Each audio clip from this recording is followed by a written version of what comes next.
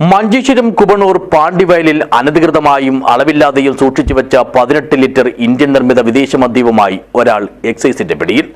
പാണ്ടിവയലിലെ Ramesh പൂജാരിയെയാണ് Kumbla excise സംഘം പിടികൂടിയത്. This news sponsored by ഗുണമേന്മയോട് കൂടിയ ഉൽപ്പന്നങ്ങൾ മിതമായ നിരക്കിൽ Sreekrishna hardwares MG road Kasaragod. Kumbla excise inspector KD മാത്യുവിന് ലഭിച്ച രഹസ്യവിവരത്തിന്റെ അടിസ്ഥാനത്തിൽ നടത്തിയ പരിശോധനയിലാണ് പാണ്ടിവയലിലെ രമേശ പൂജാരിയിൽ നിന്നും കർണാടക മദ്യം പിടികൂടിയത്. വീടിനോട് ചേർന്നുള്ള വയലിൽ ഒളിപ്പിച്ച 17.64 ലിറ്റർ കർണാടക നിർമ്മിത മദ്യമാണ് എക്സൈസ് സംഘം തിങ്കളാഴ്ച വൈകിട്ട് നടത്തിയ പരിശോധനയിൽ പിടിച്ചെടുത്തത്. തുടർന്ന് അബ്കാരി നിയമപ്രകാരം അറസ്റ്റ് ചെയ്ത പ്രതിയെ കോടതിയിൽ ഹാജരാക്കി.